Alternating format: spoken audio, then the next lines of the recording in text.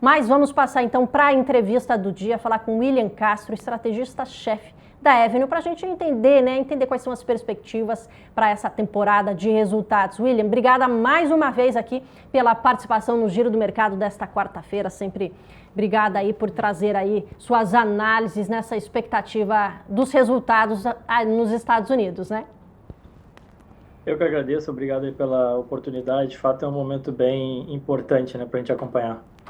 Maravilha, William. Queria começar aqui, falando um pouquinho sobre a economia, que a gente teve aí recentemente os dados econômicos mostrando até uma certa desaceleração, A gente viu também essa animação do mercado com aumentando a perspectiva de queda de juros para setembro, mas puxando um pouquinho esses dados da economia norte-americana. Quais são os sinais, que esses dados da economia mostram, falando aqui de empresas, O que você pode falar um pouquinho desses sinais da economia para as empresas norte-americanas aí, já pensando nessa temporada de resultados que está apenas começando, Pois então, eu diria que assim, essa vai ser uma oportunidade muito boa para a gente comparar aquilo que a gente tem visto nos dados, ou seja, que foi uma desaceleração da economia americana a partir ali de abril, maio e junho, essencialmente o segundo trimestre, comparar isso com as expectativas de mercado, que foram de um crescimento de lucros comparativamente ao primeiro trimestre de 24. As expectativas, assim, falando bem em big numbers, para as empresas do S&P 500, as expectativas dos analistas todos de Wall Street, de mercado, falam de 5% de crescimento de receita e de 9% de lucros, tá?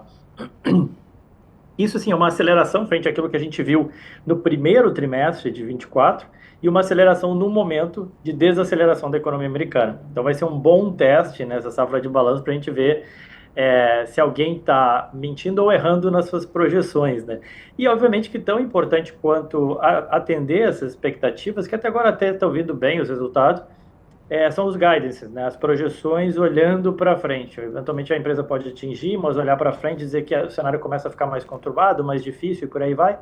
Então está sendo um momento muito bom. Começou na semana passada, especialmente na quinta a gente teve PepsiCo e Delta, mas sexta-feira foi o mais oficial, que você começou com os bancos, Então JP Morgan, Citi e Wells Fargo.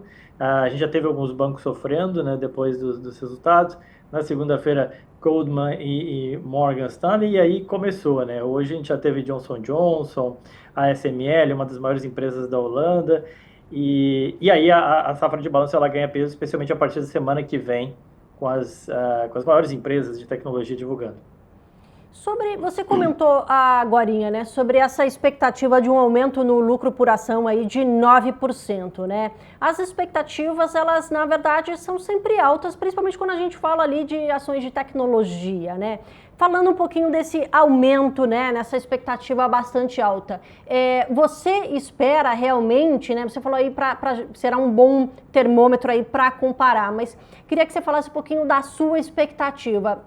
Esse número de 9%, a quais se refere aí a todas as empresas? Porque são muitas empresas, Vamos lá, então, e também esse lucro mede-se muito, como eu bem falei aqui, para as empresas de tecnologia que acabam ali trazendo surpresas. O que você pode falar um pouquinho mais especificamente sobre essa expectativa realmente bastante alta, Não, sem dúvida. É que, obviamente, aí você está falando de S&P 500, E aí quando você começa a quebrar o S&P 500 em diferentes setores, tem diferentes realidades.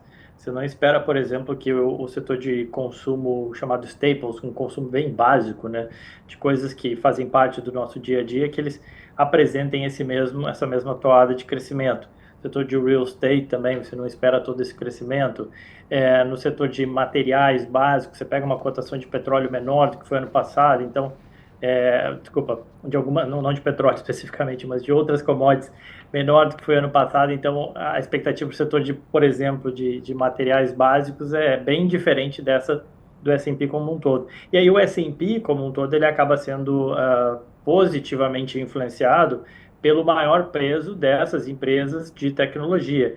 E aí existe uma grande expectativa em relação aos segmentos específicos de tecnologia da informação, que aí é basicamente as empresas de hardware e semicondutores, e também o segmento de serviços de comunicação, assim, é só um nome, digamos assim, de setor, mas é onde estão as empresas, no caso, serviços de comunicação, você tem ali Facebook, Netflix, Google, entre outros.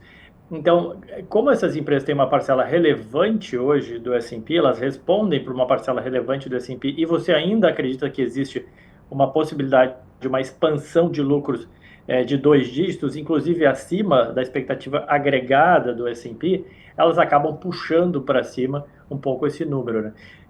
Mas a tendência e a expectativa que se tem olhando à frente é que esse grande gap, né, essa grande diferença que foi sendo aberta nos últimos trimestres entre 10, 7, 10, né, os Magnificent Seven, ou as 10 maiores, ou quiçá as 20 maiores empresas do S&P 500 e as demais empresas, é que esse gap vai diminuindo. Isso quer dizer o quê?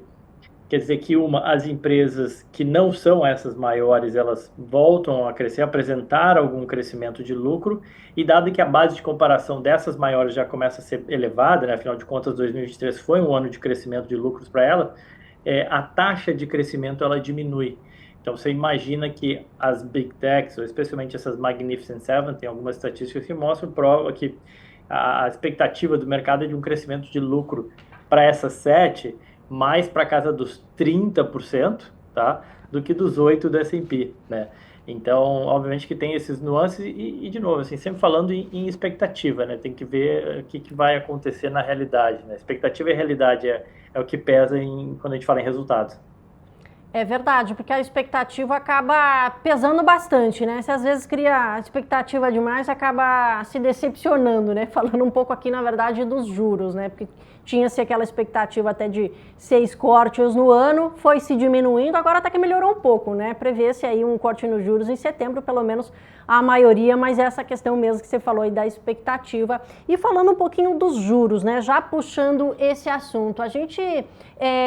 Pois assim, né? A gente vê ali os impactos desses juros mais altos, a gente vai ver nessa temporada de resultados. O que você poderia dizer aí de impactos para as companhias mesmo, tendo esses juros aí realmente mais elevado lá nos Estados Unidos? Olha, Paulo, só que, assim, em geral, e isso tem sido uma das dificuldades do Fed, né? Esses mecanismos de transmissão dessa taxa de juros mais elevada para a economia, para conseguir puxar o freio, né? Reduzir a atividade da economia tem sido mais difícil. Um dos pontos que você tem é que quando você pega especialmente as maiores empresas do S&P e especialmente essas Big Techs, elas são empresas que geram muito caixa e que não necessariamente elas têm que investir, e ainda que elas investam, né? Eu sempre cito o exemplo do Google. O Google é emblemático, né? O Google tem 100 bilhões de dólares em caixa, parado em caixa.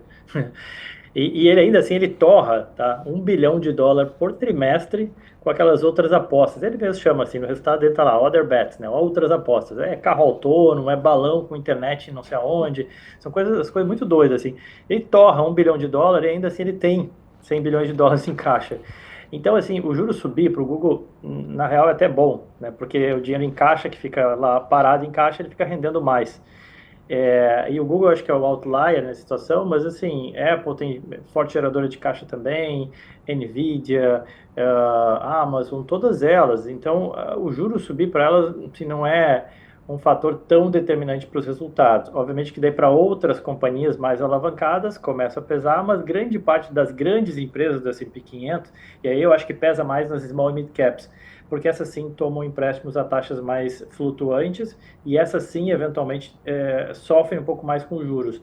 Já as big companies, assim, especialmente as do S&P 500, muitos deles fizeram emissões, aproveitaram o momento de juros baixos e fizeram várias emissões no mercado de bonds, pagando 3% ao ano, 4% ao ano. Então, o cara está travado numa taxa de empréstimo, está bem de caixa e está esperando esse juro ceder para eventualmente voltar, né? E aí vender título e fazer a rolagem de dívida. Então, para elas, não tem tanto efeito. Eu acho que é muito mais pela questão do caixa, né? Você pega lá Google, Berkshire, sentado em 150 bilhões de dólares em caixa, acaba sendo bom esse juro alto para elas. Mas obviamente que daí olhando para frente, você tem outros desdobramentos em termos de impacto de economia e tal. Uma coisa que eu acho que pesa mais, o que é mais relevante, e que a gente talvez vai ver agora nesse resultado também, é a questão do dólar. O dólar se valorizou uns 3 ou 4% na média no mundo, né, contra o real, uma outra realidade, né, foi bem mais, tá? Mas em geral no mundo o dólar se valorizou e se tornou os produtos americanos mais caros e, obviamente, as receitas computadas em real, em lira turca, em rúpia indiana, todas essas receitas das empresas fora dos Estados Unidos, traduzidas para dólares, acabam sendo menor. Né? Então, esse é o impacto, assim, a valorização do dólar para a empresa americana, obviamente que não é boa, né? Porque a parte que ela exporta, a parte que ela vende lá fora, ela vai se traduzir em menos dólares, ou ainda o produto ficou mais caro e ficou mais difícil de vender lá fora, né? Então, isso vai ser interessante ver esse impacto do dólar nos resultados das empresas.